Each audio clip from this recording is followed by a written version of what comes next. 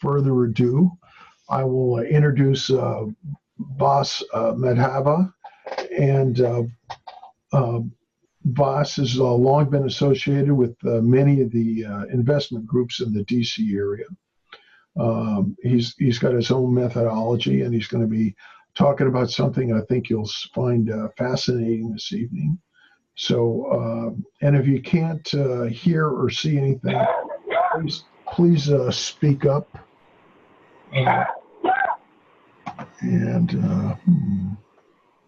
Let's see.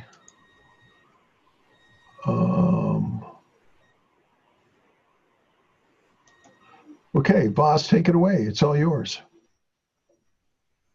Cool. Thanks, Dennis. Can everybody hear me okay? I just want to make sure everybody can hear me.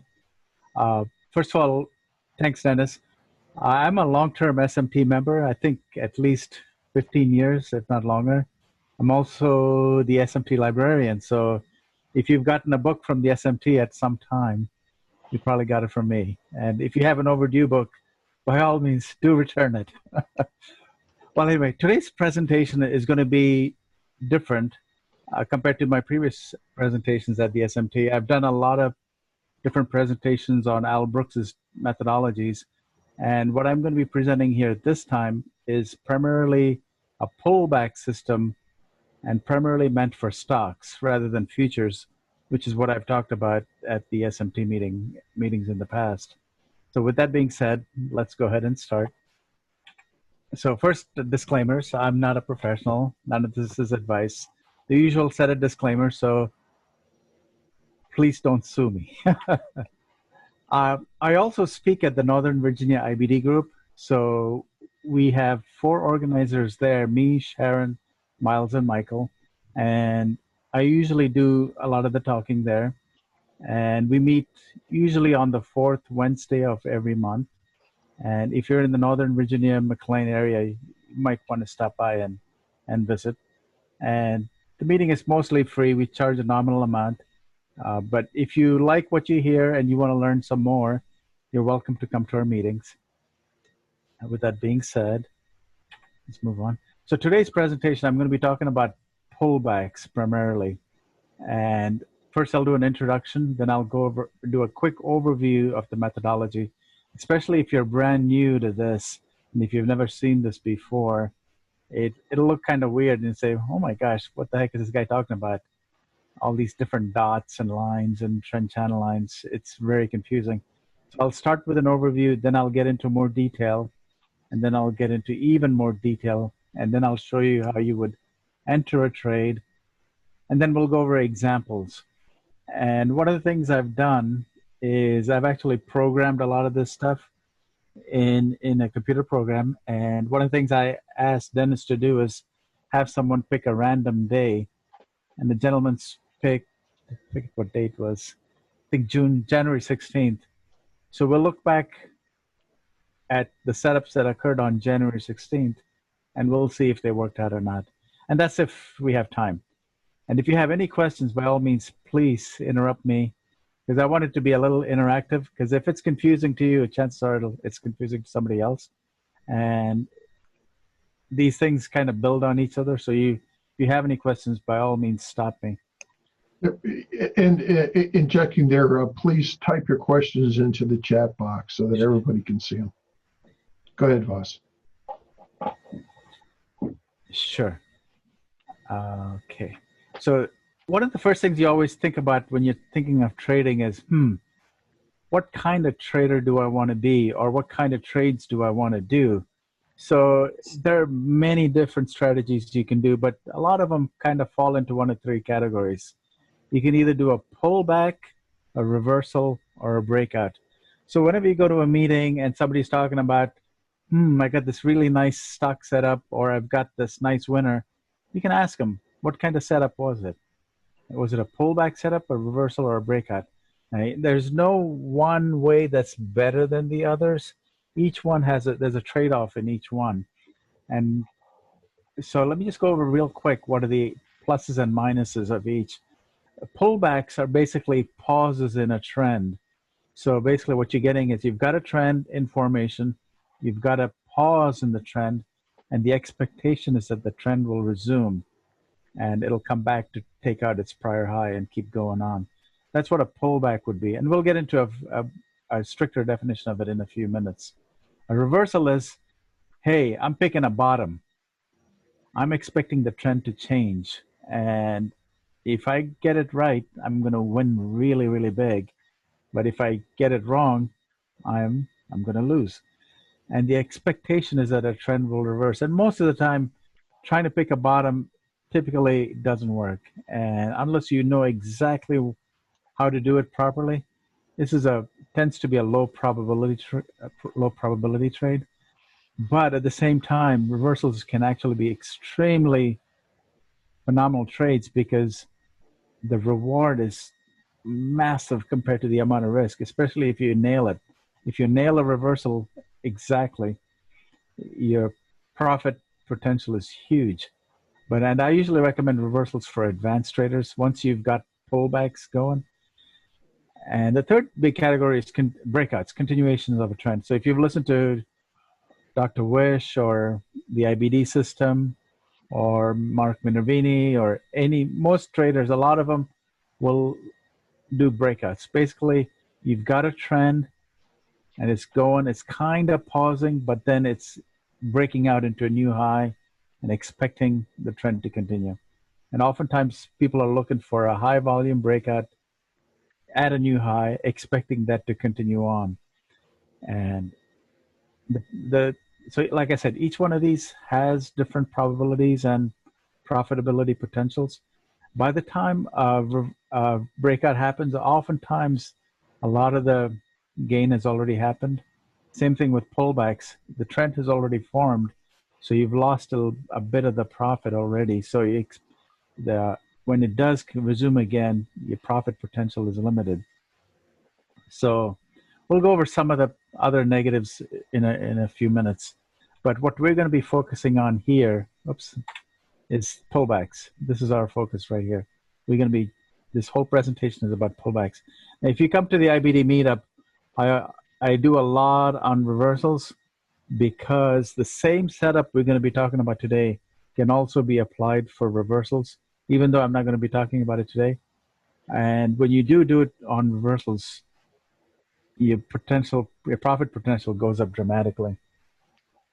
With that being said, let's actually start with the definition of what a pullback is. Basically, a pullback is a pause or a moderate drop in a trend, and you're expecting that the trend will continue again. So it's basically either a retracement or consolidation, and you're expecting a trend to resume. So that's the official definition. Everybody kind of knows what it is intuitively. So let's actually put all of the three categories of trades on a chart, and let's look and see what they would look like. So this is what a breakout to new high would look like. And so typically you have a setup, you got a nice cup pattern, it breaks out, immediately fails. So this breakouts, and oftentimes when they fail immediately, but when they work really well and they keep going on.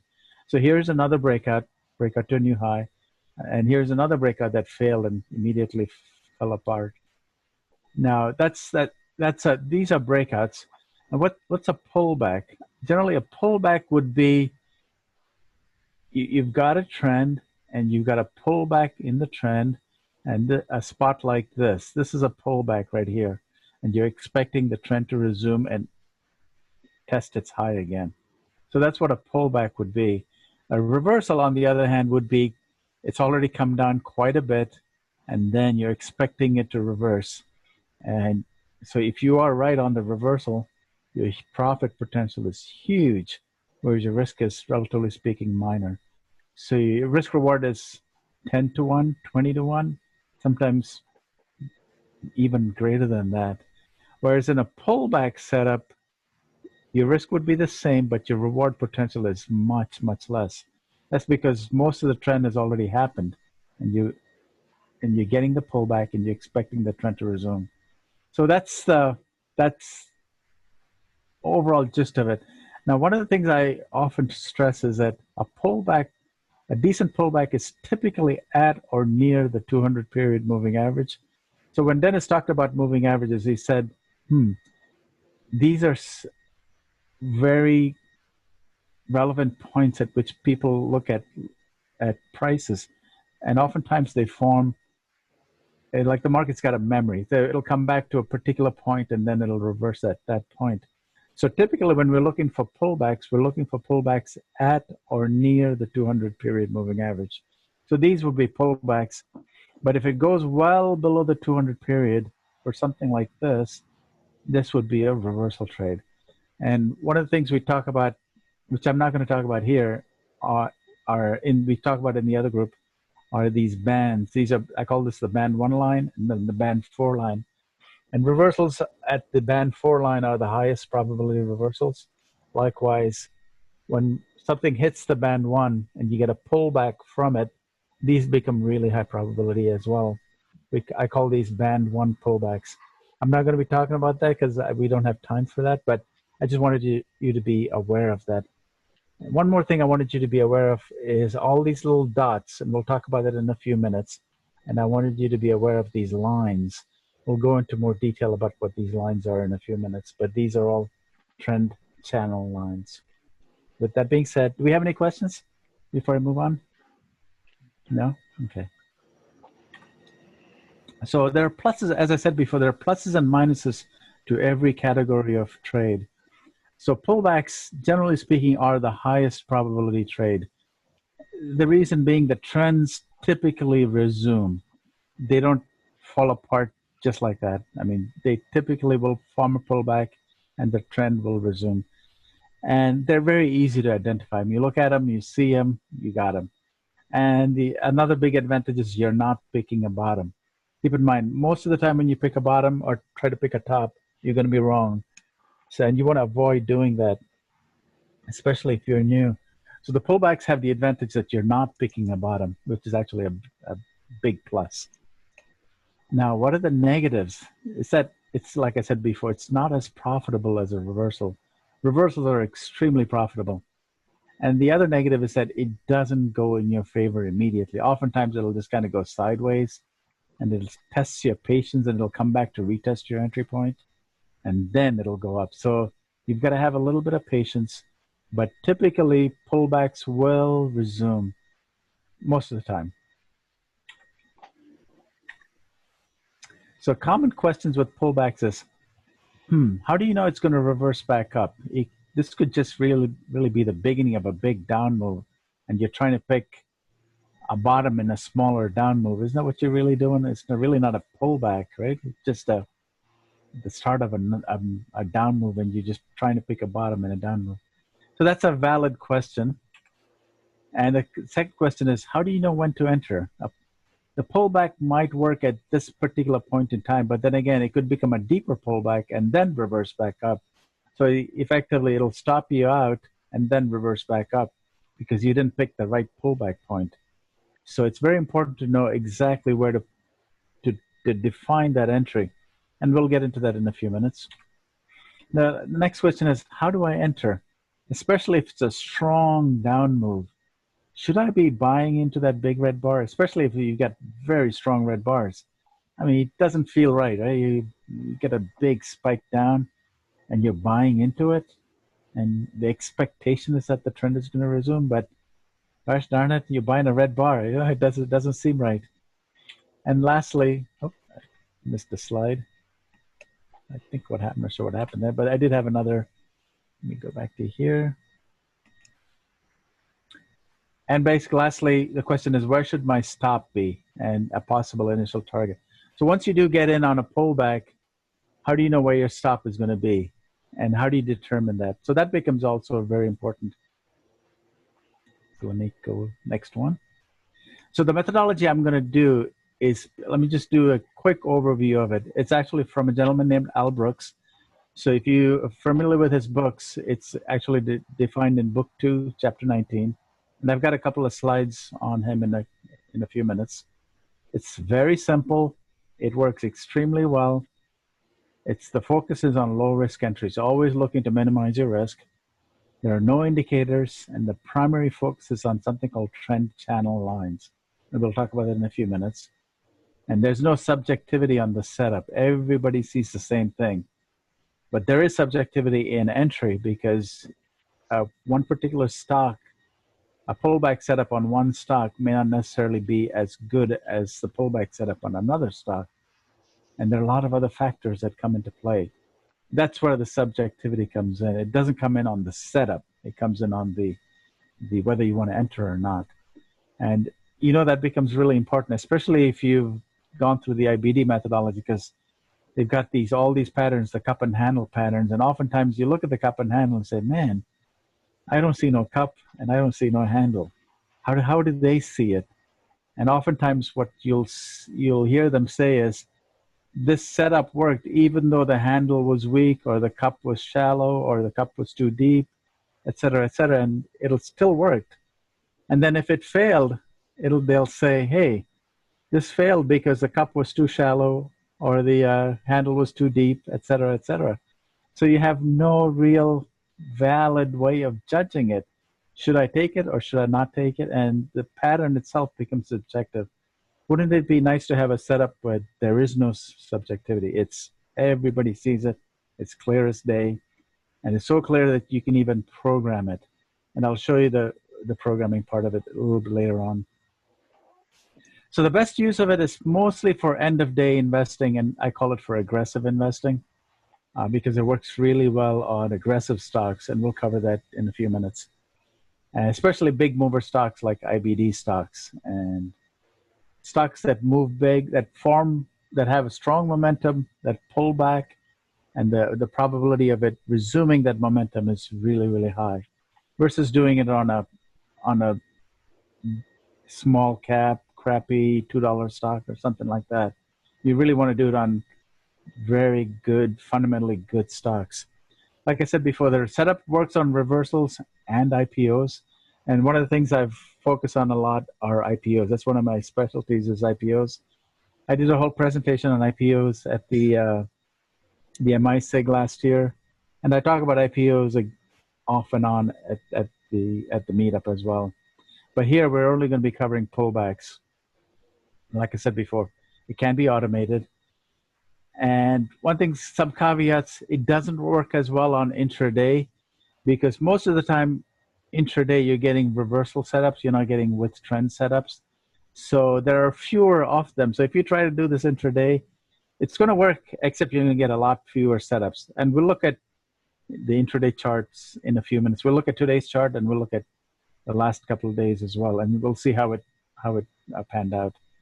And the second thing you want to keep in mind is that it doesn't work in impulse mode.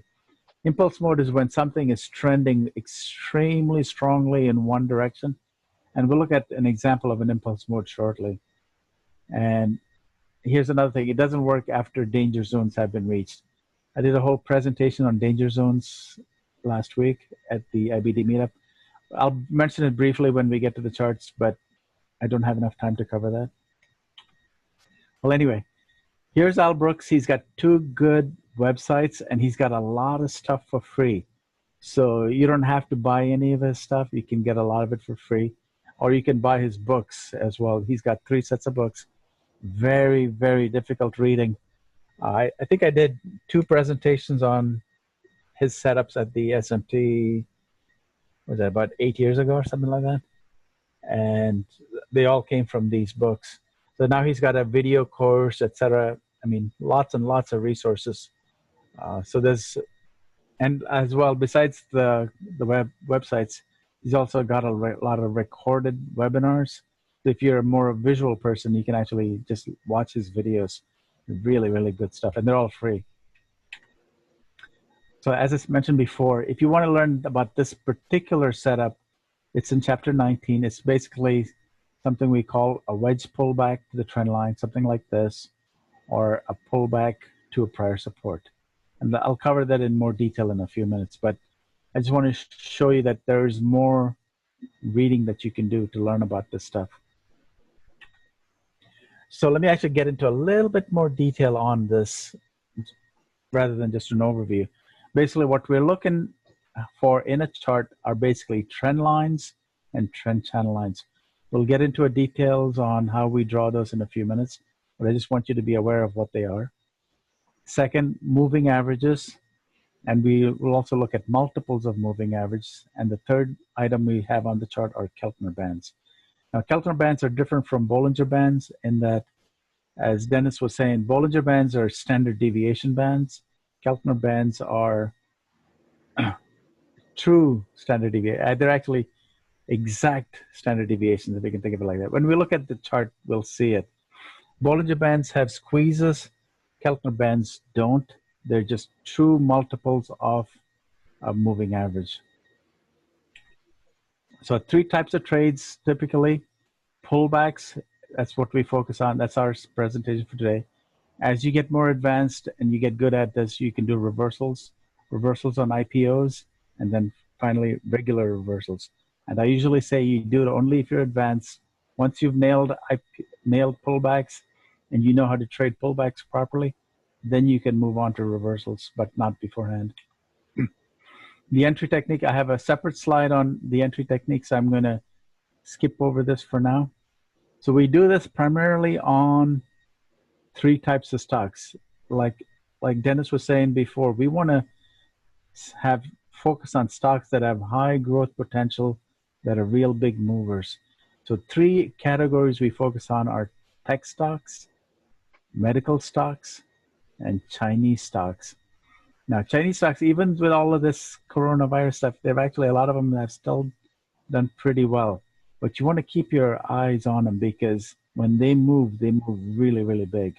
And when you can get big moves with low risk entries, with a pullback setup, those are really, really nice entries to get in on.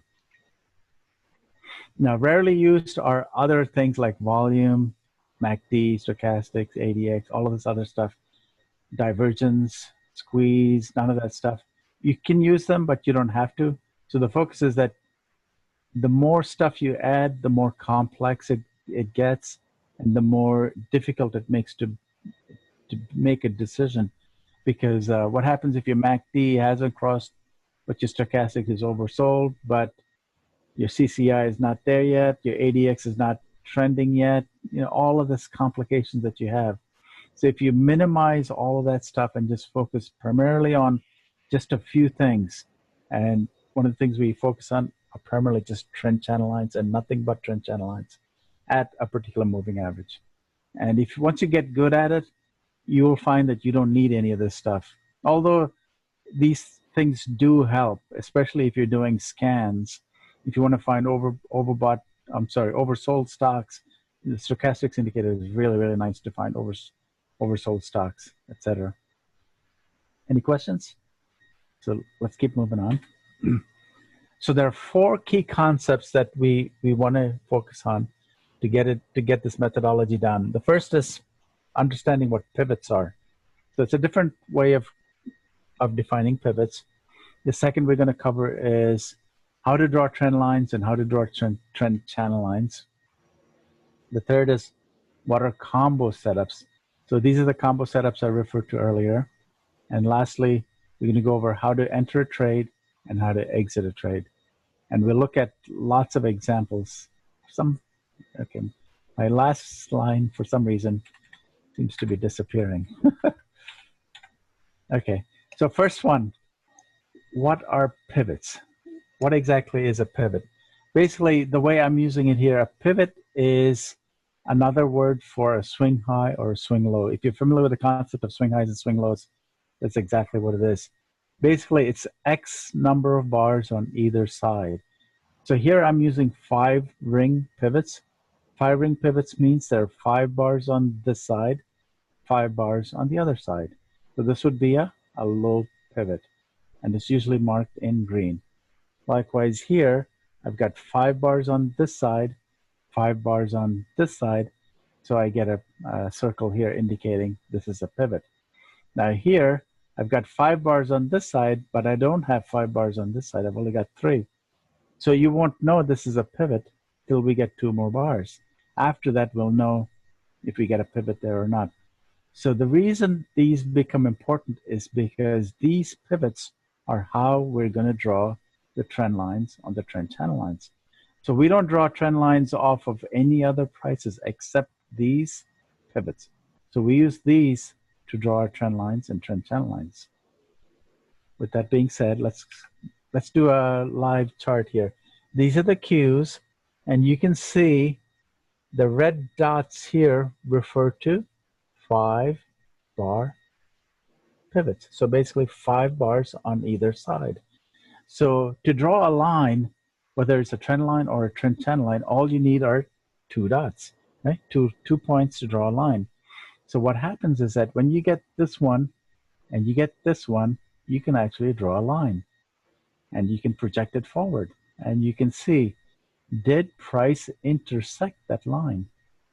And that'll give you a warning sign, either a warning sign or a potential trade entry sign, whether you can take a trade or not. And likewise here we've got at least 5 bars on this side, but we only have 3 bars on this side. So if the market stays above this level, above this low for the next 2 days, we'll get a dot here. And once we get a dot here, we can start connecting lines. So we can start connecting dots with lines. So you could draw a line from here to here and extend it forward. We could draw a line from here to here and extend forward. And these areas where our lines would be projected to become potential target areas where price would come to. So that's why we use these pivots. The pivots become really important because that's how we draw our lines and how we draw projections of where price is expected to come to. Does that mean price has to come there? Of course not, right? So it just means these are areas where it might come to. And if it does come there, we got a potential trade or a potential warning sign. So with this being said, if we had drawn a line from connecting this to this, would these prices have exceeded a trend channel line? Let's look at it. Oh, I thought I had it. We'll come back to that shortly. I'm sorry, I thought I had a slide of that. We'll come back to that, and the answer is yes, and we'll come back to it. So before I get to that, let's actually define how to draw a trend line and how to draw a trend channel line. So in an uptrend, a trend channel line goes on top and a trend line goes on bottom. Keep in mind, we only draw them off the circles.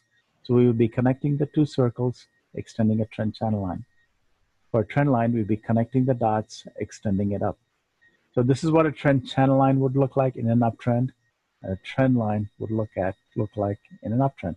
So very important to keep this in mind. Uptrend, the trend line is on the bottom. Now it's just the reverse in a downtrend. The trend line is on top and the trend channel line is on the bottom. So very important to keep that in mind. So the trend lines are reversed when you go from downtrend to uptrend. Here the trend line is on the bottom, here the trend line is on top. Let's go on. One of the things we are always looking for are these things called overshoots.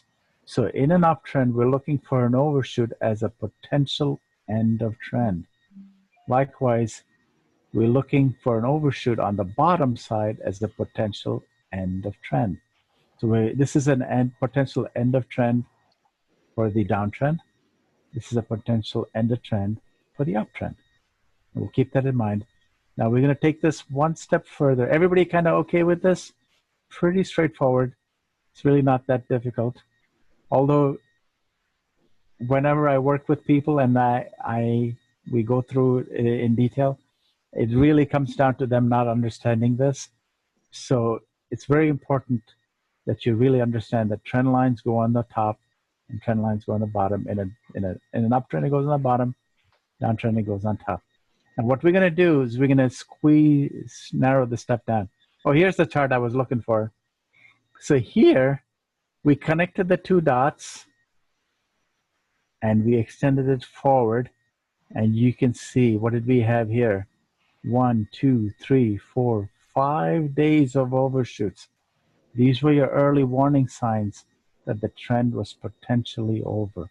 So you had an indication that the trend was over before it happened, a few days before. And one of the things you want to notice is in this case, I did not connect it to the dot or the price at which the dot was. The reason I didn't do that is because if I had moved that line to here, it would have violated price. So one of the things, cardinal rules, is these lines do not violate price. Means you cannot draw a line like this or this. It's got to respect price in the sense that it can't cross price. So I had to move my trend channel line ever so slightly up so that it doesn't violate this line. So it kept that integrity up. And right now, here's where we got the overshoot. And as you get more advanced, one of the things you'll learn that even though this trend channel line works, it's not the best trend channel line. And we'll go into more detail maybe if you have time on why this is not such a good trend channel line. Even though it did work, it wasn't that good a trend channel line. And with that being said, let's keep moving. So here's what we're looking for. Here's what a pullback setup would be like. Basically, you're connecting the dots, right? You connect this dot to this dot, and you extend it forward, and you wait for price to come here. So keep in mind, you can draw a trend channel line the minute you get two dots. So you can draw this line after 5 days after this bar. So 1, 2, 3, 4, 5. So on this day, middle of January, you can say, I can expect price to come here. And if it does, I've got a potential entry. Does it mean that price has to get there? Of course not, right? But if it does, and it gives you a good setup at that point, here becomes a potential trade. And do I want to cover anything else? So here again, on the top side, this is a trend channel line. We've got a trend channel line overshoot on the top side. So here's an early warning sign that this trend is potentially over.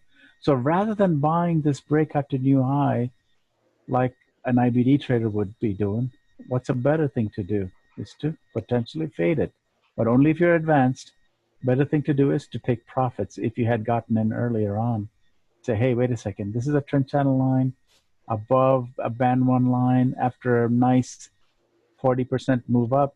This is a nice place to take some profits, and I could potentially look to re-enter if it forms a pullback. So that's what's going on in your mind as these trades form. And oftentimes, even if you did get a setup, you may have a retest. So oftentimes it'll come back to retest this low. And in this particular case, it's more like a double bottom, but oftentimes this will actually come below this low. So we have three types of retests. We can have a lower low retest, an equal low retest, or a higher low retest. But we're always watching for a potential retest. And sometimes you don't get a retest at all, it just takes off. And you're saying, darn, I missed the trade because it just zooms higher without giving you any re-entry potential. But in this particular case, for this stock, this was a re-entry on this day. So rather than trying to get out or looking to short or all sorts of things that people do, once you know the structure of what a pullback looks like and what a retest looks like, what are you going to be doing? You're going to be looking for either an entry here or a retest entry here, and looking to target these highs here as potential initial profit areas. And does this mean that you have to exit the trade here? Of course not. You're going to watch the stock, and you can keep watching it very closely. And if it starts to fail even before it gets there, say, hey, wait a second, maybe I want to leave with a small profit. But oftentimes these things will just take off. So your risk reward is very much in your favor, because we'll get into the entry here, but in a few minutes. But basically your entry would be above the high of a green bar, something like this, right above here. Your stop would be under here. So you're risking a single bar. In this particular case, the bar happens to be pretty big, but you're risking a single bar, and your potential profit is up here. So maybe 2x, 3x, at least your initial profit.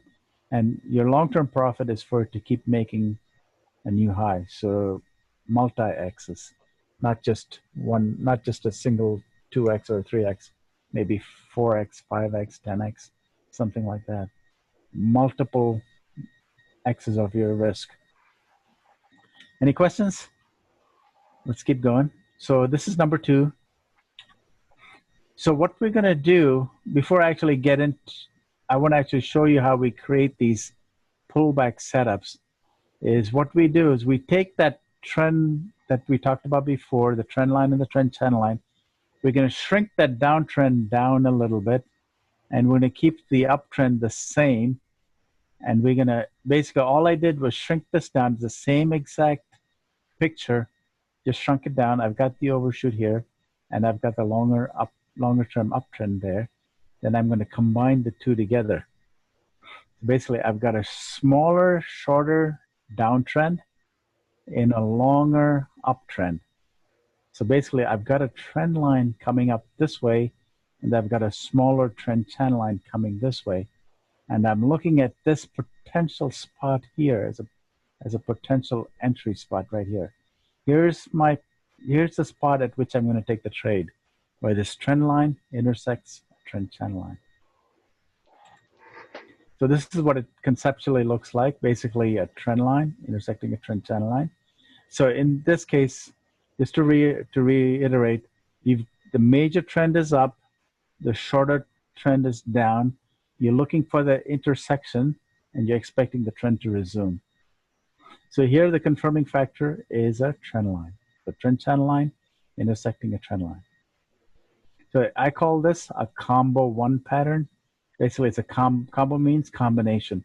Combination trend line, trend channel line.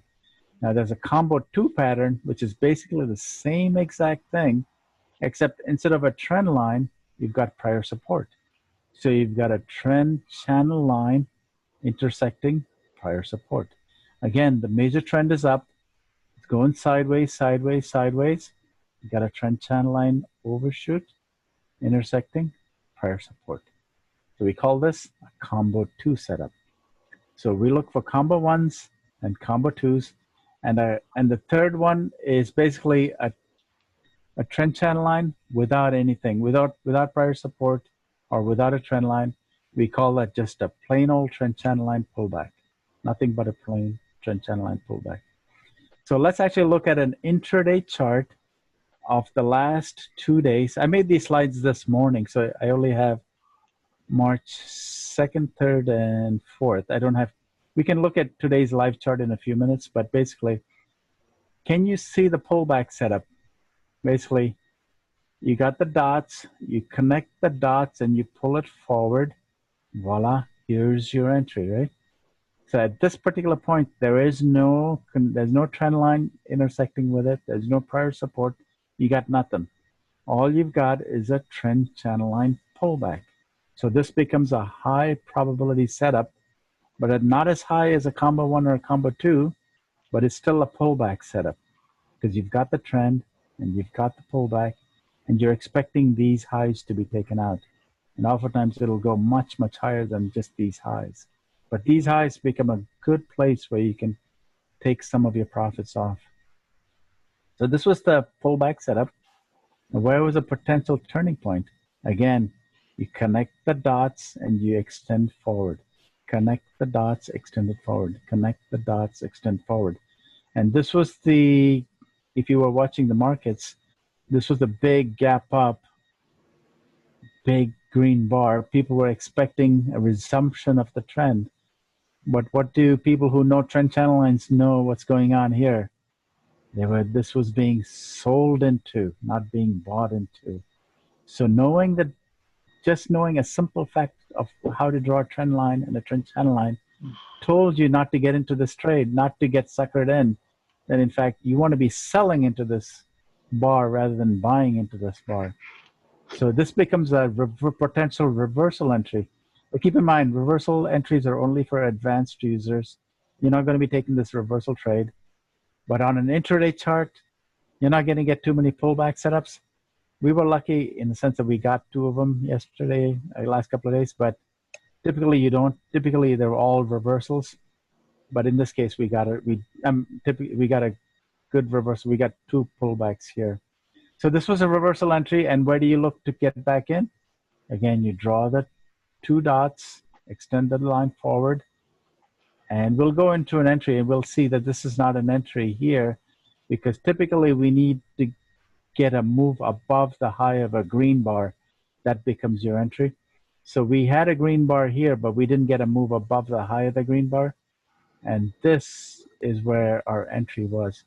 And not only is this is a combo 2 setup because it's a trend channel line intersecting prior support. So this was your entry in on the long side yesterday, right up, I forget the exact time, but right around towards the later part of the day. So that's what you want to keep in mind. So where is my lowest risk entry? Is it a pullback setup? Is it a reversal setup? Those are the things that go on in your mind. I'm sorry, not yesterday, the day before yesterday. So if you look at this chart, what are these things telling you? They're giving you the exact turning points of the market live as the market's going. And when you do this live, and I often do this, I do this live when the market is rolling, sometimes when I teach.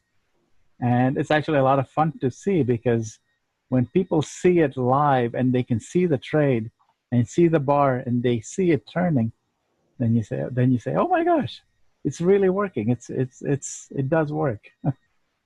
So given this was the end of the day yesterday, what is the highest probability trade here? Is this a pullback setup or reversal setup, or what kind of setup is this? Anybody want to venture a guess? This would be a reversal setup, right? But it would be a low probability trade because you're picking a reversal. So even though it did work, so this was yesterday at the close and this morning it gapped down, but basically this is telling you that this is the end of the move, of this move at least. That's actually, if you don't mind, I'm actually going to let's look at the live chart and we'll see how this continued today. Let me see if I can get this.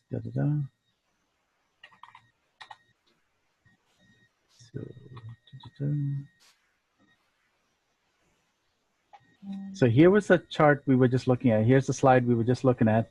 So here's where I said this is not a high probability trade in the sense that it's a reversal setup, but at the same time you can see what happened. It gapped down afterwards. So this was this morning, right?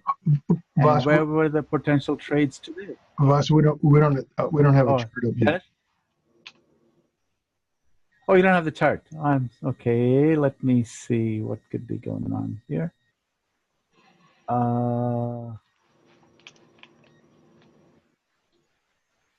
Can you see it now? There we go. Okay. Sorry about that. I thought I was sharing my screen, but I guess I wasn't. Well, this is basically, just to recap, this is the slide that we just looked at is basically the Qs live, not live, I mean, on a 5-minute chart for the last 3 days. And this is today's chart.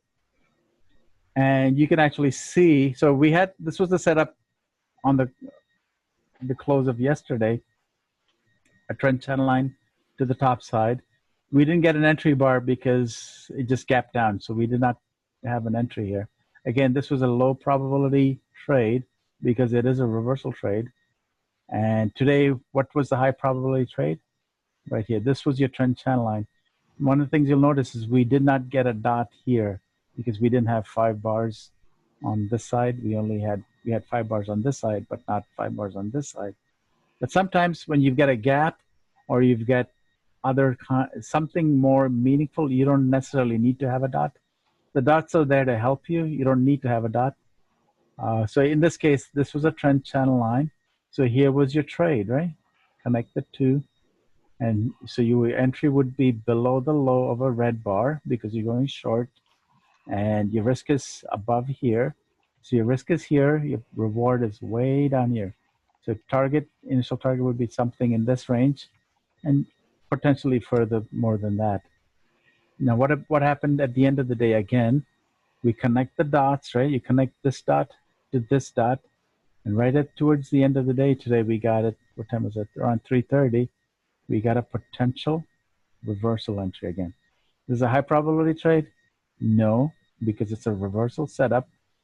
But at the same time, like I said, in intraday charts, you're not going to get any pullback setups. You get very few pullback setups. You get a lot of reversal setups. But this is telling you, what is this telling you for tomorrow morning? You got a potential move up, right? It could either be a gap up, or it could be a retest or something like that. But we still need a confirming factor. We still need it to go up, but it's telling you to be more on the bullish side than on the bearish side. Does that mean it has to be bullish? Of course not, right? It's just telling you that's the setup right now. Does that make sense? Everybody kind of clear? Let me go back to my slides again. Give me a second. Let me see if I can figure out how to do that. Let me share.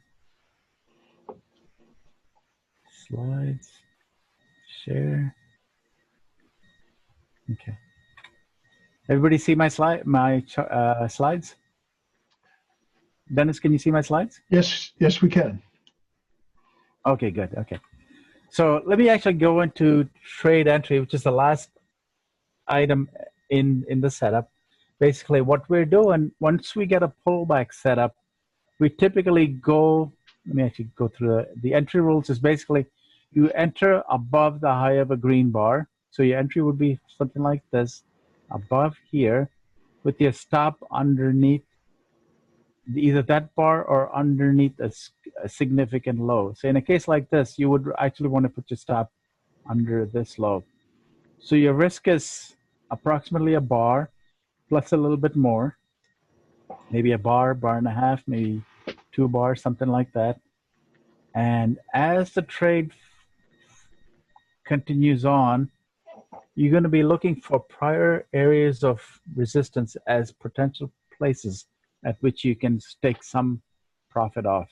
You don't have to, there are different ways to manage this thing, but you don't have to take some profit off, but you could. So as it comes up and breaks out here, you could say, I might want to take a little bit off here and look to add on if it comes back for a retest.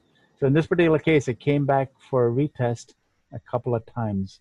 This is what I was saying. Sometimes pullback setups, they don't go in your favor right away. They just kind of like meander sideways for a very long time, and then they decide to take off. So oftentimes pullback setups will really test your patience, just like reversal setups will test your patience even more.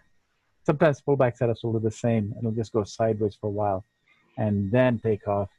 And then what you do, as it comes up to another trend channel line on the top side, these become really good areas at which you can actually take a bulk of your profit off.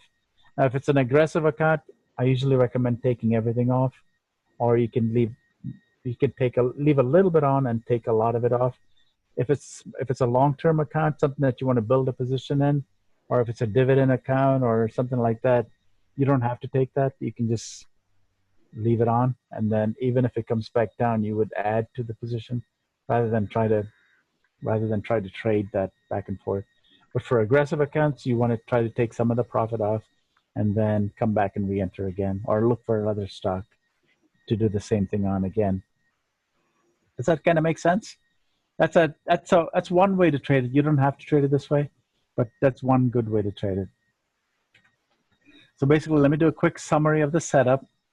Basically, we're looking for a strong trend on an IBD type stock, something that's very strong movers. And it doesn't have to be IBD stocks, but typically IBD stocks are like that. And typically I say focus on tech, medical, or Chinese stocks, because these stocks really, really move, especially for aggressive accounts. For stuff like dividend accounts or building long-term positions, you don't have to do it on these. You can do it for big cap, mega cap kind of stocks as well. Now, next thing you want to do is identify the pullback that forms a trend channel line overshoot. As we just covered, you want to look for a combo 1 or a combo 2. Once again, a combo 1 is a trend line intersecting a trend channel line. A combo 2 is a trend channel line intersecting prior support. Now, ideally, you want it around the 200 MA. Those are the deep pullbacks are usually at the 200. Shallow pullbacks are usually above the 200.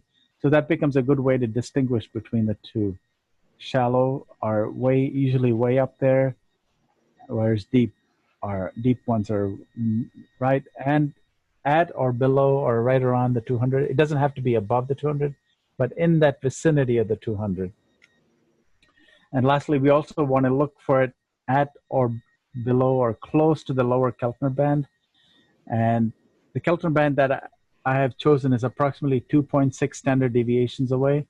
So what it's telling you is that we're very close to the extreme of the probability curve. So 95%, something like that, a move in that direction. So it's moved to an extreme in a strong trend, and we're looking for the trend to resume.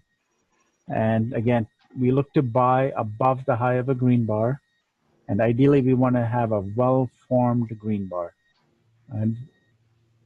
And lastly, we look to place a stop approximately a bar and a half, something like that, below the low of that green bar. So you know right away where you're wrong, because your stop is just under where you get in. And if you're right, you're X times that bar. If you're wrong, you just lose that bar and a half. So your risk reward is always multiples of your risk. I mean, your reward is multiple times of your risk. Voss, are you going to talk about how you use your software to screen for some of these setups? Yes, I'm going to talk about that after I go through the summary. And I have a whole bunch of examples. Good.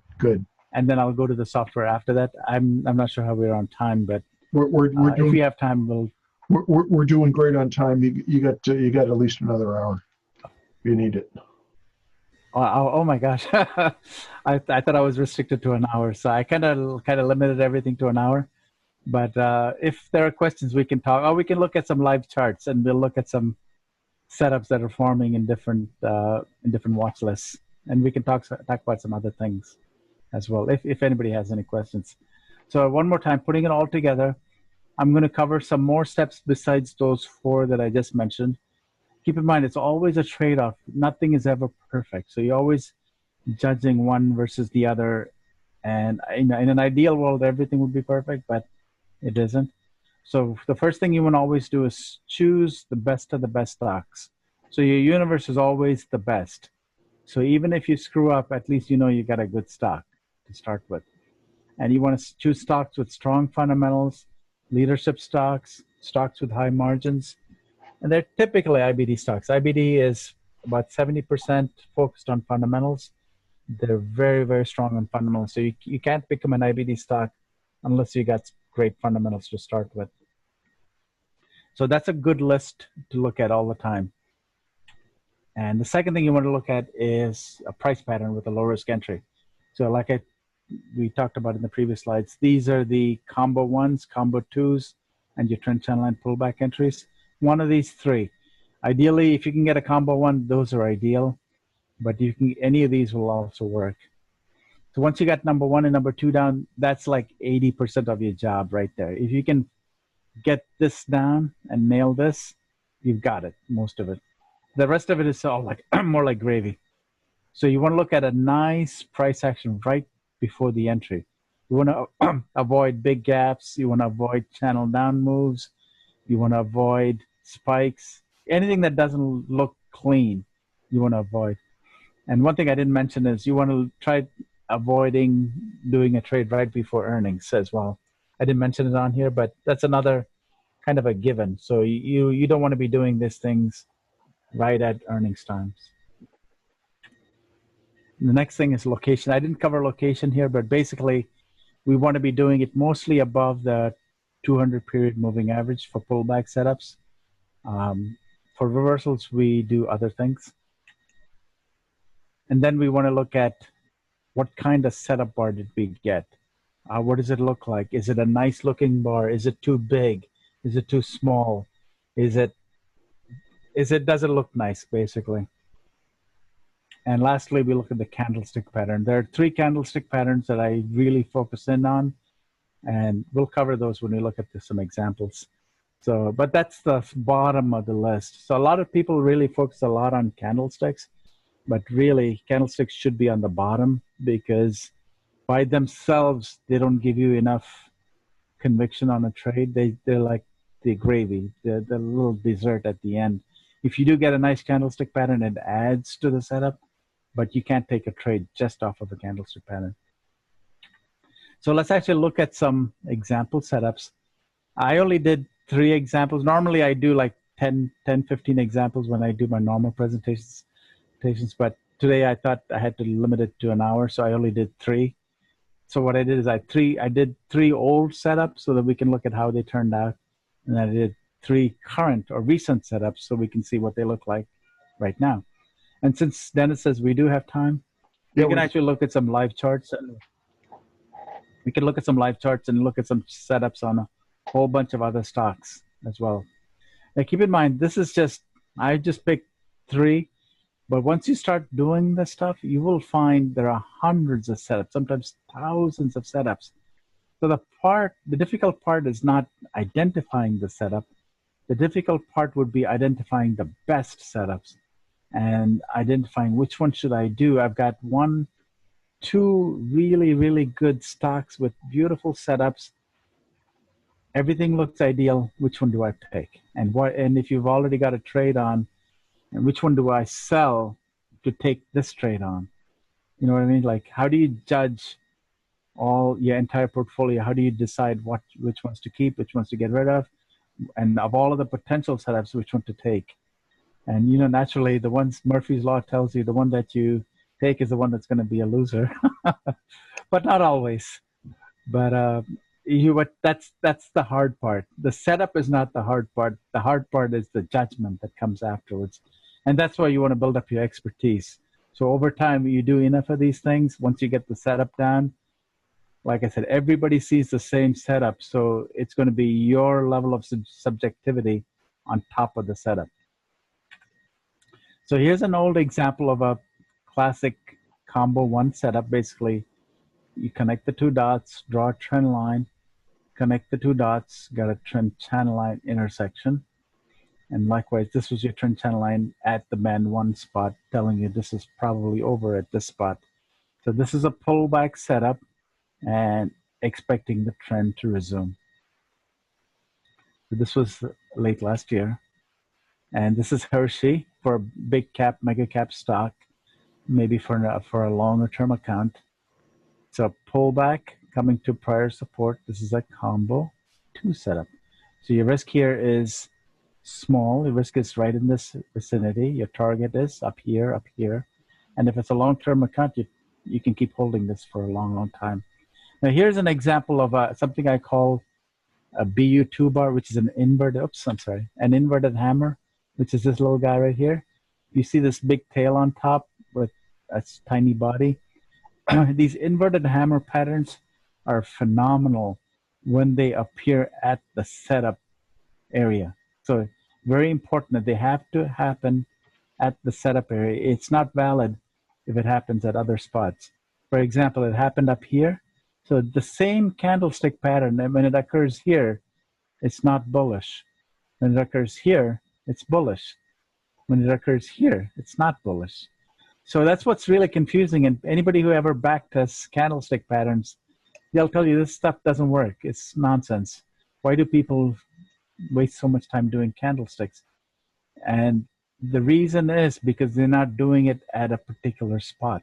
So when you can add a nice candlestick pattern on top of a good setup, the probability goes up. So that's number 6 in the list of items that we have. So number 6 is the candlestick. So this is, I call it a BU2, in an inverted hammer pattern, a big tail on top with a small body. Now this is, I call this a BU1 bar, which is called a perfect reversal bar. Brooks calls it a perfect reversal bar. Basically, you've got a big tail on the bottom with a strong body with a close near the top. So that's, I'm sure there's a better term for it, but it's basically a nice, well-formed candle that's telling you the sellers rejected it, it came back up, and we're ready for a nice bullish move. So we look for, this is BU1, and I call this BU2, and we'll look at some other stock setups, and we'll look at the other candlestick pattern. Let me see if we see any here. Here again, we see like an inverted hammer. I was so slight. It's not that big, but this one right here, that was kind of a giveaway. And the inverted hammer doesn't have to happen at the bar, at the setup bar. It could be anywhere in that area. As long as you're in that vicinity, that's usually close enough. So let's keep looking. Excuse me. So this is another IBD stock OLED. Again, trend channel line pullback coming in. In this particular case, there is no trend line. There is no prior support. You got nothing. Basically, just a plain trend channel line pullback. In this particular case, we've got a trend channel line pullback intersecting prior support. So this was your entry bar right here. And here you can see an inverted hammer pattern in there, stuck in there right there. Like I said, that doesn't have to be a setup bar. Anywhere in there is good enough. And you'll see it all the time. You'll see these little guys pop up. In fact, there's a little one in here as well. So those are all little confirming indicators telling you you've got a potential trade in there that might work. So now here's an example of a reversal trade. These are pullback trades, meaning we've got the trend, we got the pullback, we're expecting the trend to resume. We got the pullback, expecting the trend to resume. And as I said, a pullback trades are always less profitable, but they're much higher probability. But a reversal trade, something like this, are lower probability, but the profitability is dramatically higher. So here, your profit was just from here to here, or something in this range at least, maximum up to here. Whereas here, same setup as a reversal, you come in here, you're risking a little bit here. Reward is like, how much is that? From approximately maybe 100 or something like maybe 90, 100 to 200. It's at least 100%, something in that range, 80, 90, 100%. Whereas here, all you're getting is 30, 40%. In this case, maybe 20%, something like that. So that's the trade-off in a pullback setup. You're not going to make as much money, but you've got the probability. And as I said, when you're starting out, you just do the pullbacks, get really good at it, just consistently do pullbacks, make sure you know how to identify them, how to trade them, get good at it, and then you move into the reversal setups. And once you get good at it, you'll find yourself doing more and more reversals and not doing the pullbacks. I hate to say that, but unfortunately, that's what happens, because you get used to the profits, and then you say, man, I don't want just 20%. I want those big moves. Even if you don't get them, the potential that you might get them is what drives you to do that, because your risk is so small. You'd much rather get a one bagger than a 20% or a 30%. I'm not saying that 20, 30% is bad, but it's just once you're used to it, you want the bigger returns. So let's look at some recent, this is still another old example. Here's ENPH, and we talked about this at the last meetup as a potential end of trend reversal move. So, but here was the pullback setup prior to this big spike up. Here again, connect the two dots, extend it forward. Here's your trade. Entry above the high of the green bar. It gave you no heat, meaning what heat means is how much it moved against you before it went in your favor. And a lot of these trades, you'll see that they give you very little heat. It just goes in your favor right away. And if it does give you heat, it would be in the form of a retest rather than like a real big move down. And keep in mind, your stop is under here. So it's like very little. You're not uncomfortable. You don't get that heat because it's just, even if it's not going in your favor, you know that it's not going against you. So here's a nice move up. It's up 229%. This is an unusual case. Most pullbacks don't give you this kind of reward, but this happened to be an exception. This one gave you a massive reward. Likewise, here's a bearish setup, a bearish combo 2 setup, a trend channel line intersecting prior resistance. Is this a high probability trade or a low probability trade? The answer would be low because it's a reversal trade in a strong uptrend. So these are reversal trades, but when you do get them, they're nice. But they're low probability. Chances are these are going to fail. Most of these will fail, but when they do work, they work really nice because you get nice big moves here. With that being said, these are old setups. Let's look at some recent ones in the last few days. Now here's one we covered at the last meetup. Basically, this is a contractor called Perspecta, and this is an IT contractor, and it's basically again a trend line intersecting a trend channel line. So the setup occurred here. Now, one of the things you'll notice is this is a big green bar. What does this imply? It implies that you don't have a decent low risk entry on this spot. So what can you do?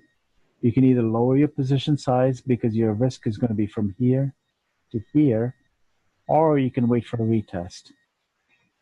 One of the two, right? So, but you can't take this at this point. It's too risky to take this trade, but it's still a good combo setup. So that's one thing. So you might have a good setup, but it may not be a good trade because you've got to get everything together before you can take the trade. So that's what makes it hard, because you've got to identify the setup and then determine, is this really a good low risk entry at this spot? But this is something that you want to keep in mind. So within the next maybe a week or so, if this does come back down to retest it and gives you another low risk entry, it's a potential entry here.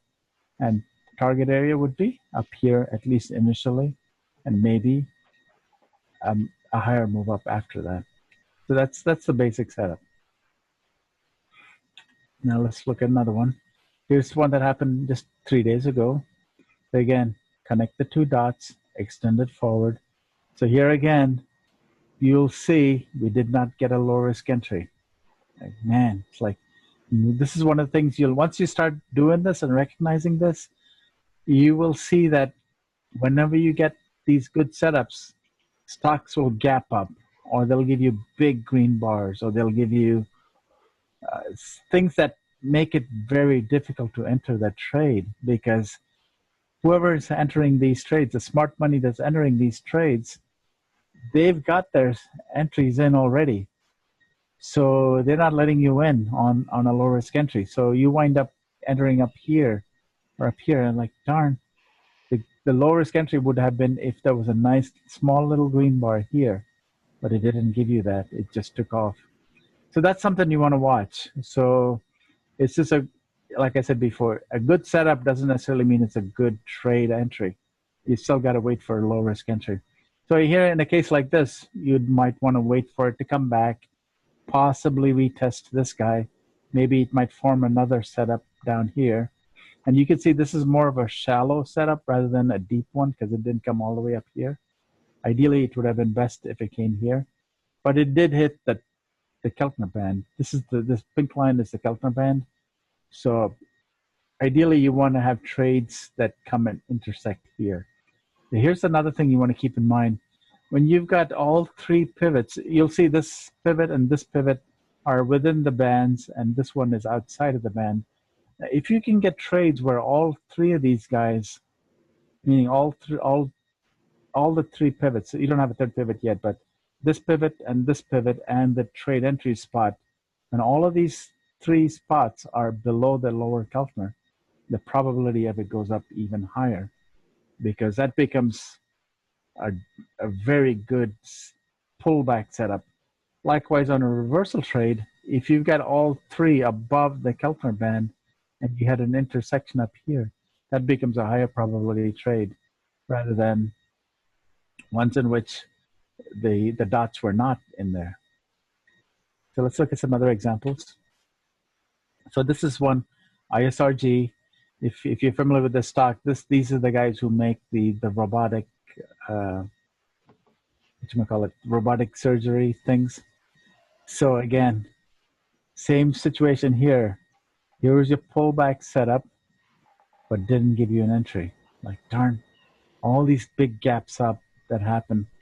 Again, a combo 2 setup, pullback. Again, no entry, so we wait for a retest entry. And you can see these things. Like here was another, this was not a pullback setup. This was a reversal setup. Not a high probability setup, but did work. But it's funny, I don't see. Oh, here, at the very bottom right over here, lead meeting. There it is. Okay. Tom, did you want me to go to the right, or That's what you did. Oh, here we go. was that a question? Or okay, maybe not. I'm not sure. Okay. Well, anyway, in this case, this was a reversal setup, not the best reversal setup, but a reversal setup. Same exact thing. Now you can see these are reversal setups here, reversal setups here. This is a reversal setup that did not work. This one worked pretty well. It had 2 retests. Here's a case of a higher high retest than a fallback. Now, one of the things you can do with this is combine this on different types of either market breadth indicators or other types of indicators. So one of the things I talk about all the time is to do this on the VIX. Now on the VIX, you can actually draw these trend channel lines, and you can tell oftentimes well beforehand when the market's going to turn. If you're not familiar with the VIX is a contrary indicator to the market. So when the VIX is low, or when the VIX spikes up, chances are the bearish move is down. It's pretty much done. Now, one of the things we'll look at is trend channel lines that come into something I call the danger zones. Now, that's a big topic, actually. I don't know if I have enough time to cover it, but basically, these are zones that are way above the 200 period moving average. So when the VIX or any particular price hits these danger zones, it's usually over. That's the end of the move. So in this particular case, the VIX has hit the danger zones. What is this telling you? Is that more than likely the spike down is over. So it's actually, we're getting ready for a big up move in the market rather than a down move. And you can look back in the past, back in 2018, Christmas of 18, that big bearish sell-off that we had. What did the VIX do? Trend channel line to the danger zone. Back in October of 18, same thing. Look at all the major turns we've had in the market, and you compare them to the trend channel lines, and you can nail them very, very closely, but where the markets turn. So these are all the big spike downs that we've had back here, and the one that we had recently. So this, as per this indicator right now, it's telling you the down move in the market is done, at least temporarily. We can expect a further up move. I'm not saying go ahead and put all your money in the market, because we just don't know, but at this point, the indicators are telling you the down move is over. So one of the things I did, since I've been doing this for many, many years, and I've been teaching this for many, many years, is that I actually wrote a program. And let me actually just go back in here. One of the things you notice is, if this is so good, right? If you can just connect these dots and extend it forward and look for prior setups, couldn't you just automate this thing so that you could, every day, you could just find out what stocks in a huge watch list are setting up like this? What stocks have this set up on any particular day?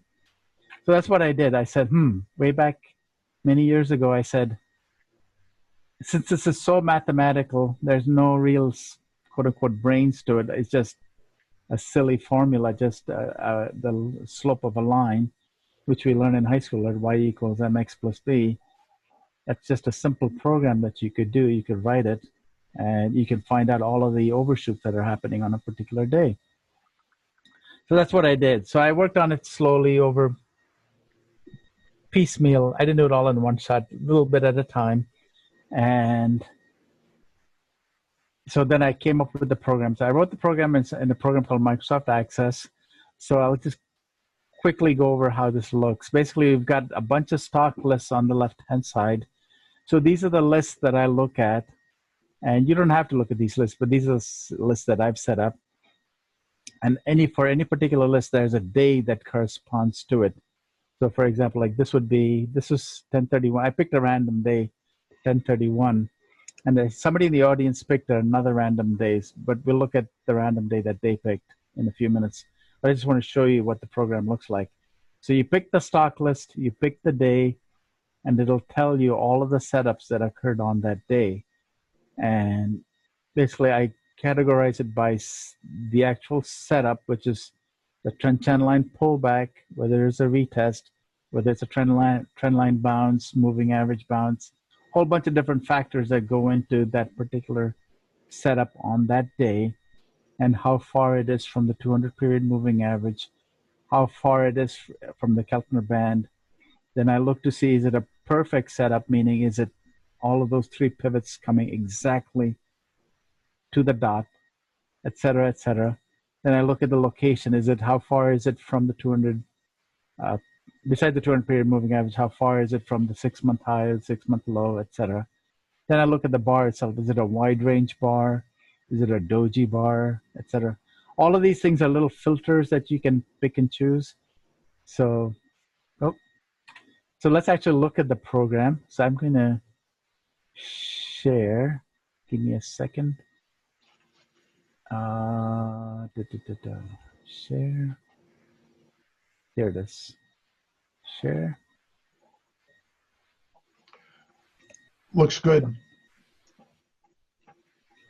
You can see it, but I can't seem to see it for some reason. Okay. Give me a second. Let me share.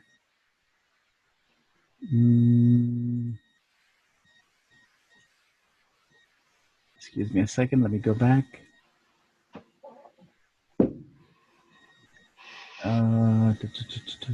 Okay. Share. There it is.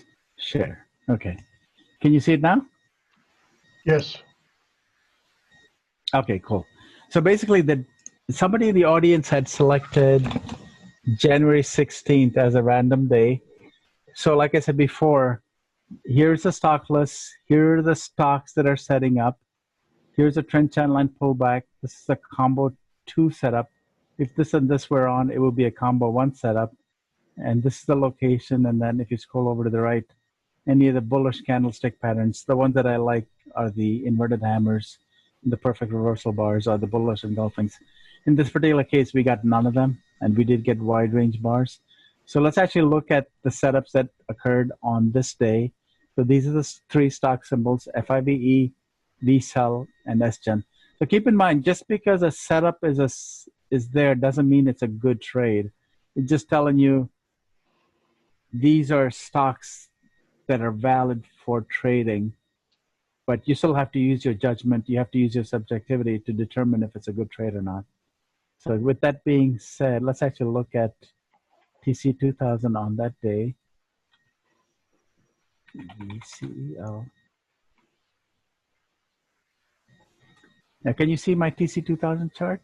Not yet. Not yet. Okay, let me scroll over real quick. Okay. There we See it go. now? Yep. Okay, cool. So the 3 stocks, what was it again? VSEL, 5. 5. What was the third one? Let me go back to here real quick. Oh, SGen. Okay. SGen, right. SGEN. Let me write it down so I don't forget. Okay. So here's VSEL back on January 16th.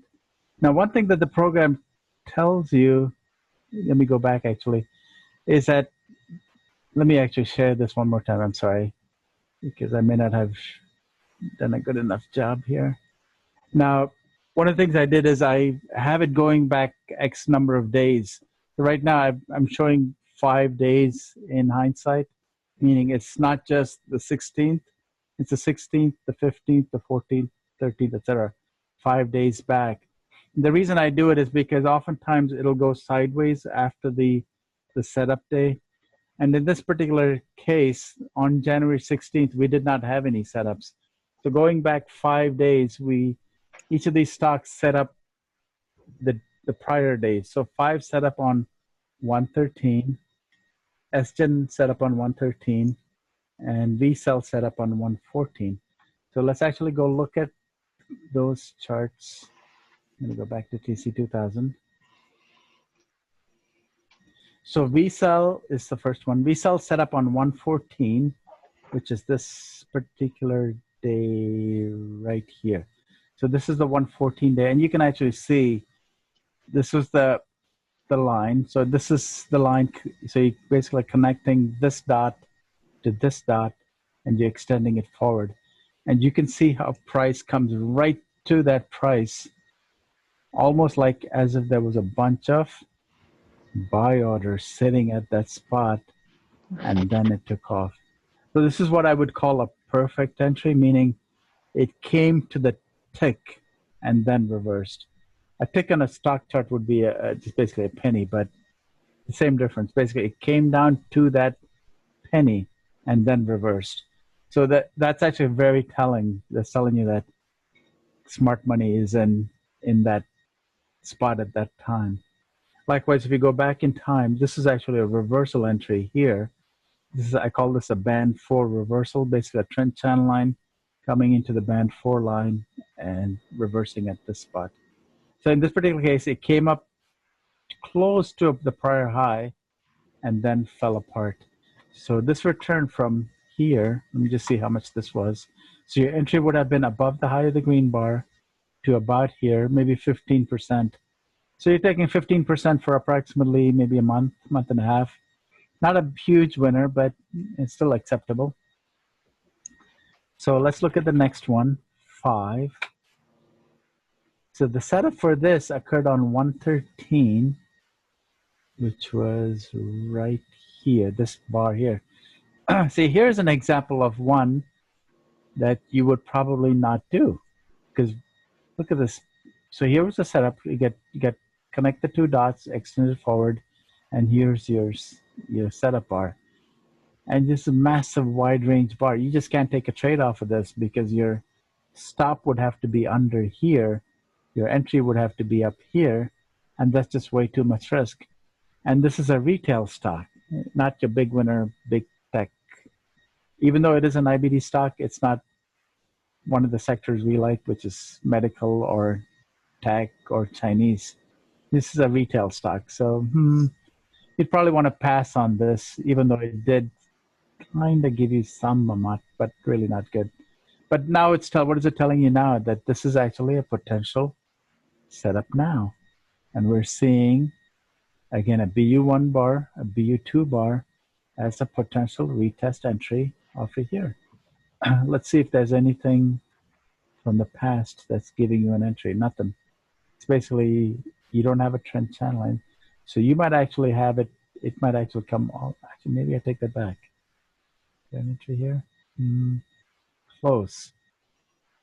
Sometimes what you get is price will come very close to the trend channel line, but not hit it. So I call these things near misses. It's like so close. And for big winner stocks, oftentimes you'll get this. It'll come very close, but not hit it. And it'll be something like this, just for the sake of example. It'll look something like this, where it's very close, but it didn't hit it. So oftentimes you'll get that, especially on sell-off days, because what will happen is, let me see if I can find another example. Because traders are very aggressive, so if they want to get in on the stock, they won't wait for the trend channel line hit. They will get in before then. So in this particular case, it happened to hit it, but if it's a near miss, it'll be above it, and you'll see traders entering here before it even hits it. Like I said, it shows up oftentimes on the top side, more so on the bottom side. This is not a good example. It's not a near miss. There's no near misses here. But like I said before, I would pass on the stock, even though it is a setup, because it's not a big winner stock. It's a reversal setup, et cetera, et cetera. So let's go on to the next one, SGEN. So here's another example, SGEN. Now this is a shallow pullback, meaning this pullback occurred well above the 200 period moving average. It didn't even hit the lower Keltner band, and the setup is right here. So this occurred on 113. And so where would your entry be? Even though the setup occurred on this day, your entry you'd wait for a green bar. So your entry would be above here. Your stop would be under here.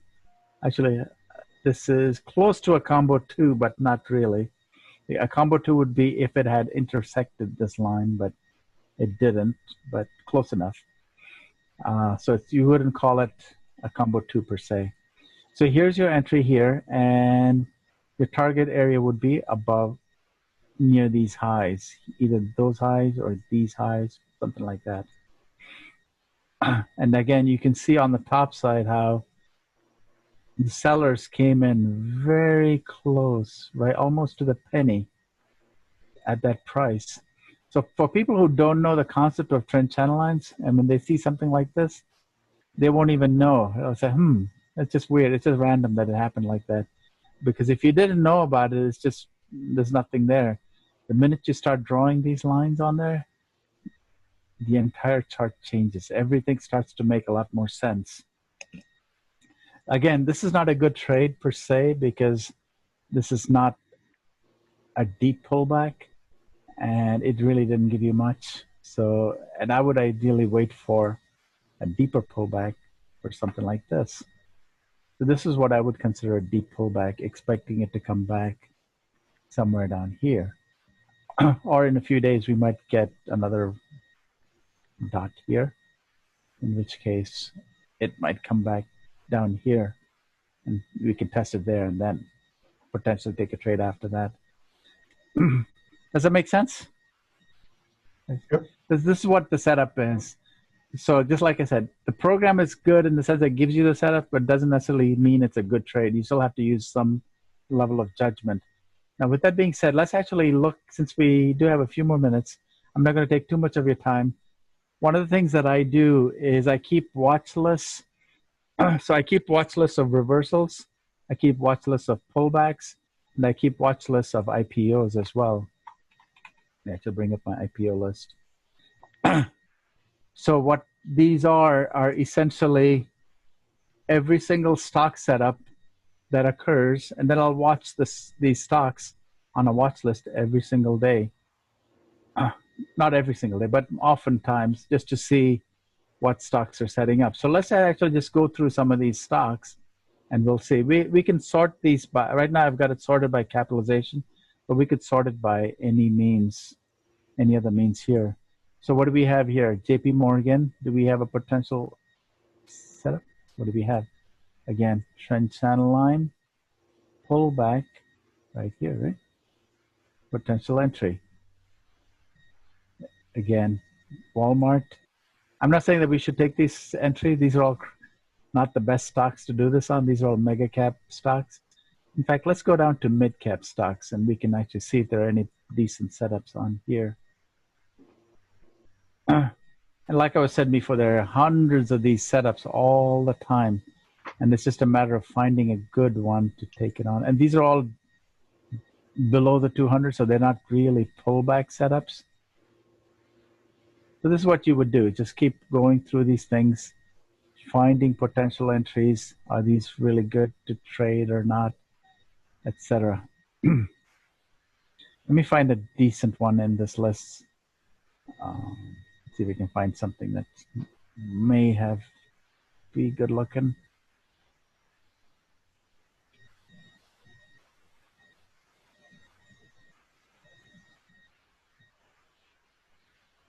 Here.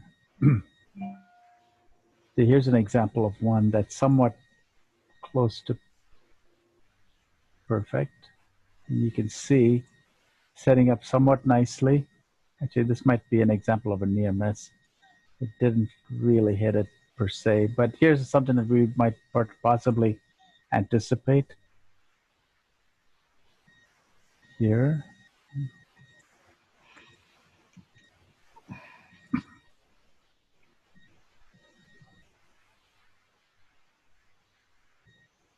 Like I said, a lot of these are sold off so hard, they've all become reversal trades. They're not pullback trades anymore. But you kind of get the idea. So this is just a pullback list. Now we can actually do the same thing on a reversal basis.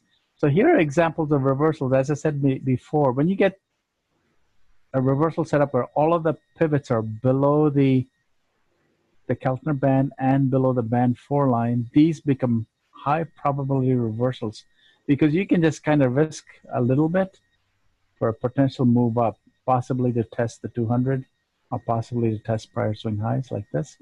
So these are really high, I shouldn't say high probability, but high profitability, because you can get big moves with very little risk.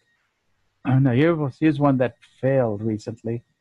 Tech, again, a nice trend channel line setup, but just collapsed. But forming another potential re-entry here. SHI, it's a $7 billion Chinese company sold off, forming a retest entry. Marathon Oil, not a good setup yet, but something you might want to watch as a potential reversal setup if it comes down here. Under Armour, Cabot, a lot of the oil stocks have sold off really hard, and they're all in the oversold area here.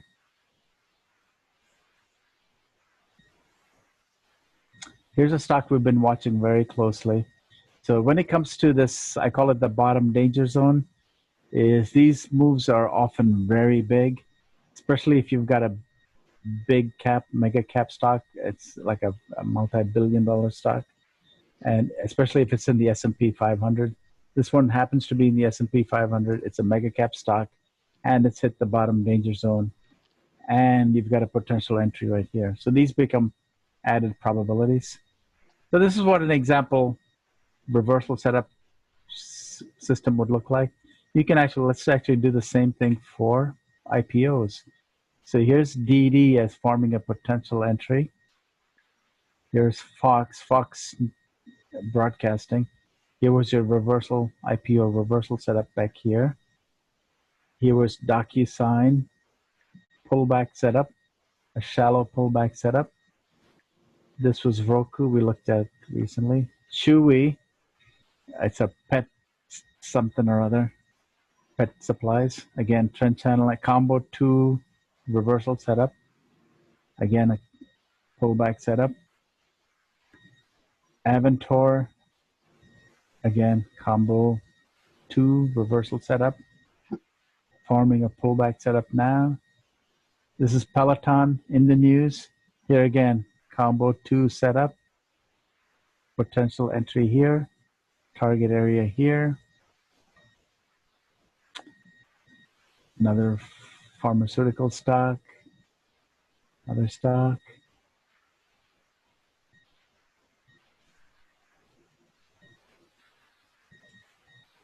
Perspective we looked at, etc. I mean, you'll see, like I said, hundreds of these things all over the place all the time. And you'll get used to drawing these trend channel lines all the time.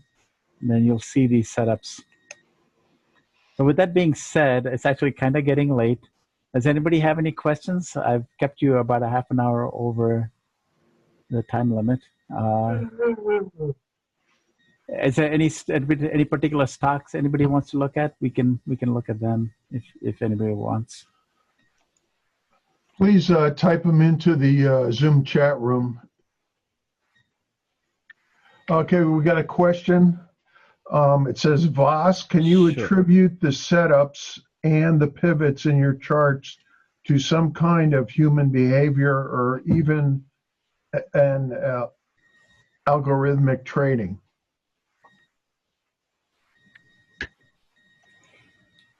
I don't know. Good question, but I don't know why this works. It could be algorithmic. It could be human behavior. I just don't know. And Al Brooks often says, keep in mind, this is not my setup. It's from Al Brooks. And Al Brooks often says it's built into people's DNA. But I don't know if that's true either, because I don't know. The plain answer is I don't know. It just seems to work, and it works really, really well. But I just don't know. Sorry, I don't know. I don't have a better answer than that. It just seems to work really, really well.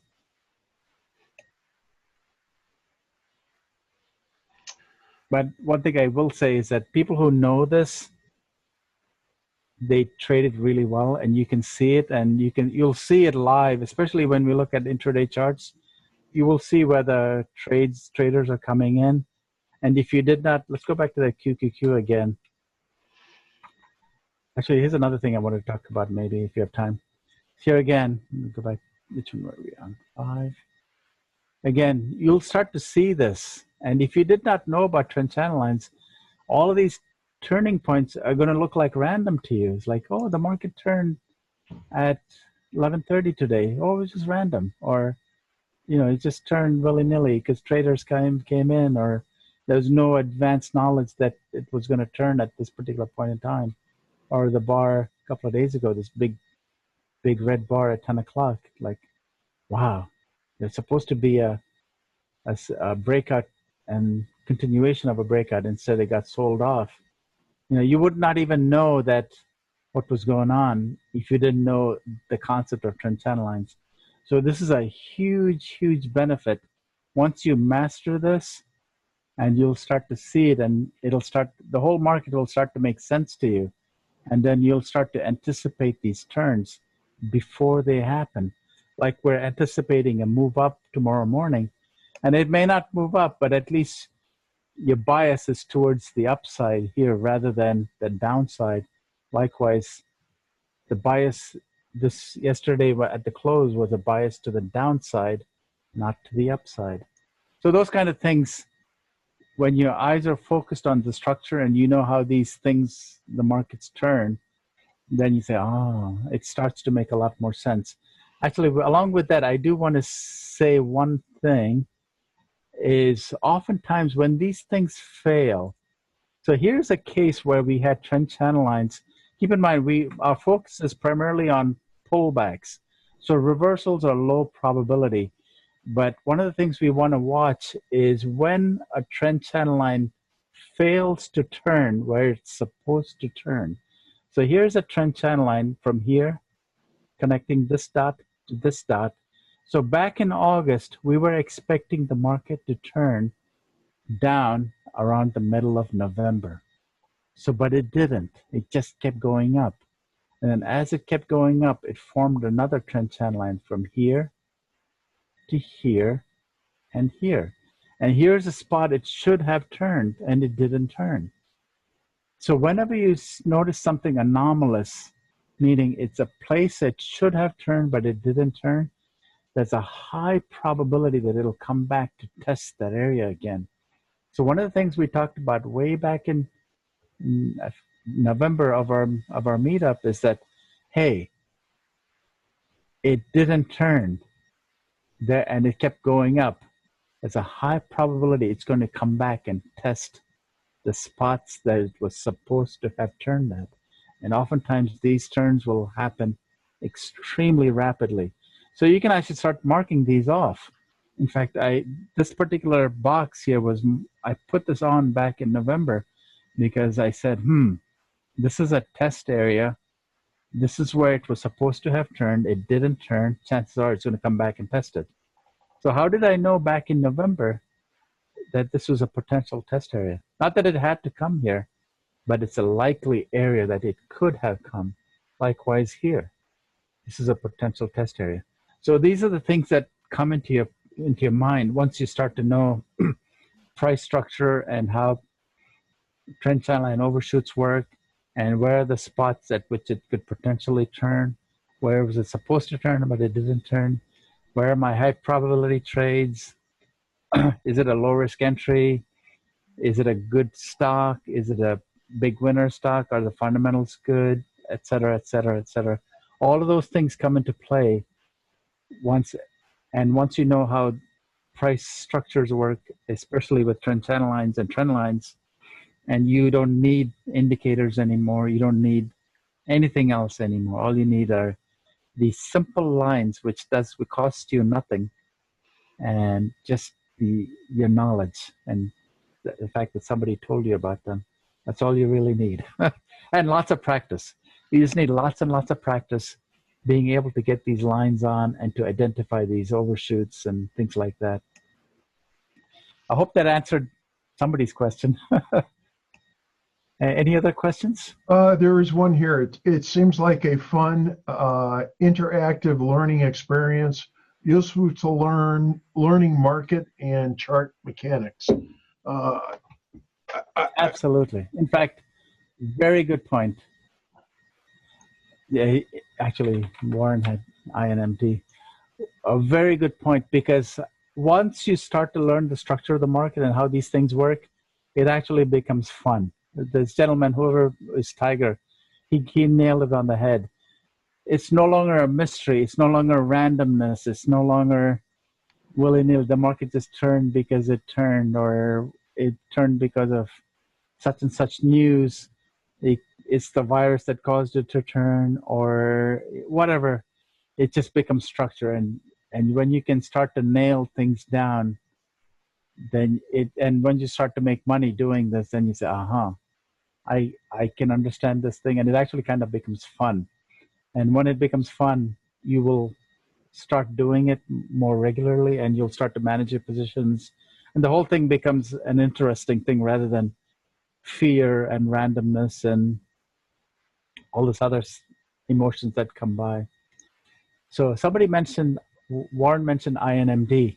Now this is actually a very good example. INMD is actually an IBD New America stock from back in November, which is right back here. So if you're an IBD trader, chances are you would probably have bought this breakout on new highs, either this bar or this bar. They call it an IPO breakout, possibly maybe even here. So you might have made some money on this thing, but a better entry rather than buying that breakout is to wait for that pullback. So your first pullback was right here when you had this dot, and you pulled it forward. Now you're still waiting for a green bar to go above the high on. So you could possibly be here, and you would have been here with your stop under this vicinity right here, possibly at this gap spot here. Or you could wait for a better looking green bar right here. Somewhere in this vicinity is where your trade entry would have been. And you could possibly take some profit from here to here, which should have been maybe 5%. Oh, actually 30%. Wow. So this moved from 39 to 50. It didn't seem like it was that much. Okay. Well, anyway, this is a nice 20, 30% move from here to here. It doesn't seem right. It's actually 30%. Or again, it's forming another potential entry right here. So here's an entry. So here we don't have a dot here, but it's still, we can still use this as a pivot, extending it forward. And what is it telling you now? It's actually a potential trade entry.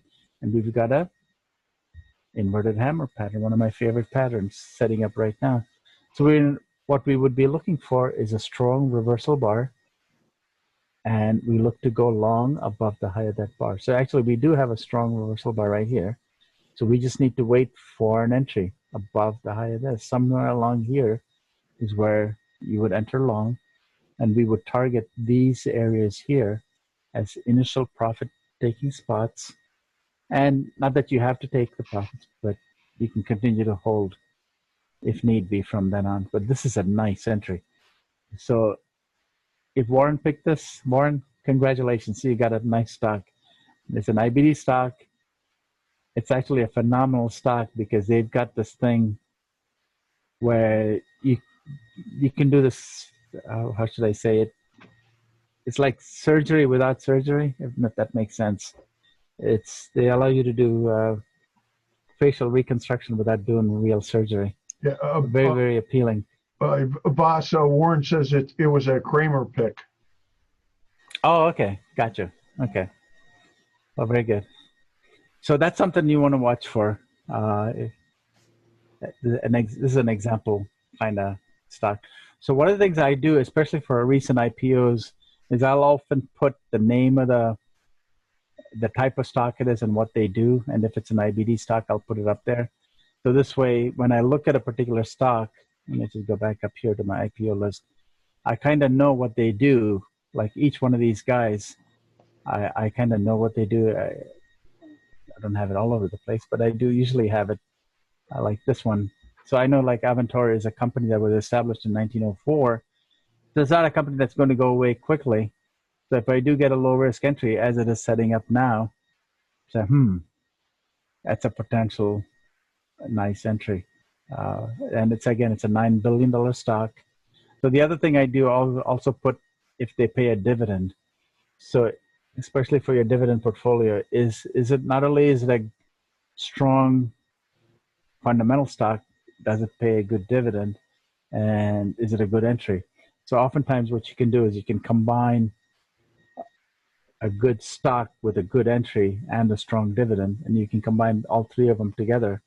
So you get not just the dividend, you also get the dividend and the price movement. Let me actually give you an example of that. I think we looked at, was it PM way back here, or MO, I think. Here was MO. This is Altria Group. So this is a band 4 reversal trade. Again, a trend channel line reversal setup. A nice, at that time it wasn't 6%, I think it was 5% or something. Anyway, it was a nice strong dividend.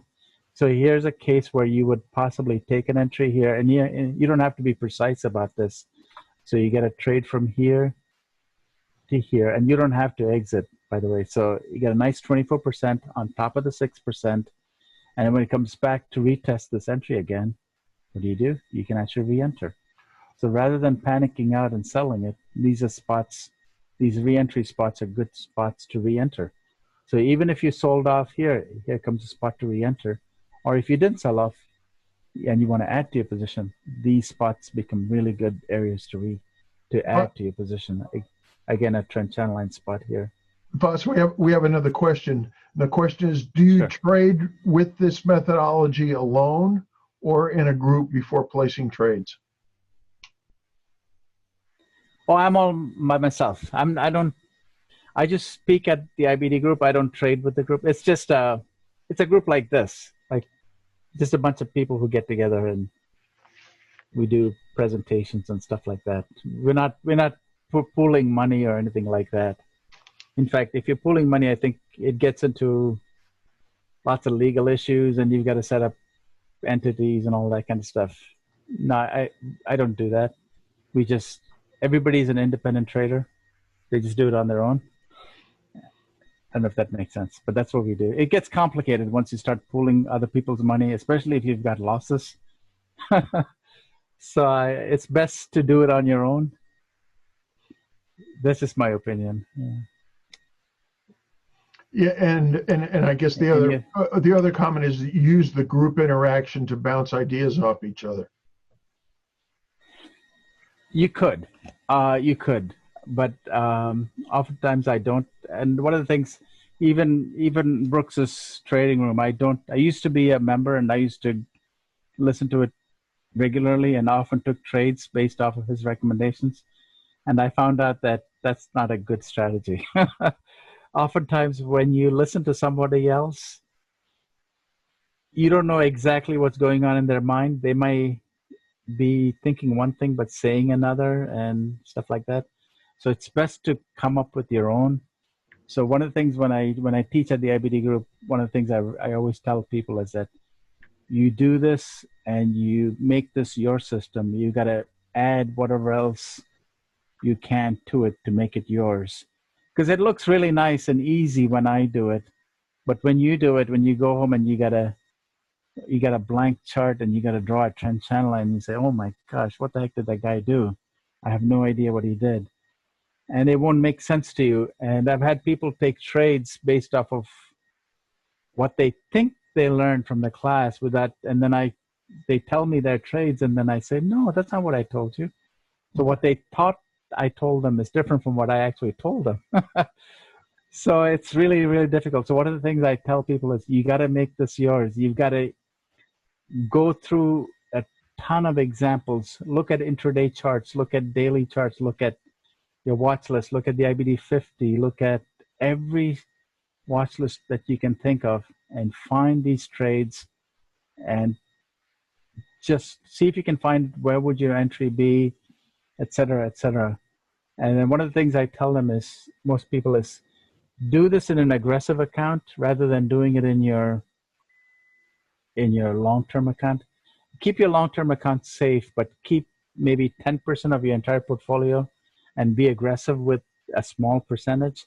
So even if you're wrong, you don't lose big, But if you're right, that 10% becomes 15% and it becomes 20%. Rather than doing it piecemeal or a little bit on a big chunk of your money, do it really well on a small chunk of your money. And if you're good, that small percentage will become big. And if you really suck at this, you say, I give up. The worst case, if every stock went to zero in that small percentage, the maximum you would have lost is 10%. But chances are not every stock is going to go to zero. You might lose 20% at maybe 25%, something like that. So your 10% would become a 5% rather than 0%. Whereas if you do it on your entire portfolio and you screw up and you lose 20% of your entire portfolio, that's going to make you feel really bad. You're going to give up on this, and then you're going to say, I'm just going to go buy an index mutual fund and be done with it. In fact, I met someone in the train yesterday, and they said that's exactly what they said. I'm just going to buy an index fund. I can't deal with this volatility. I give up.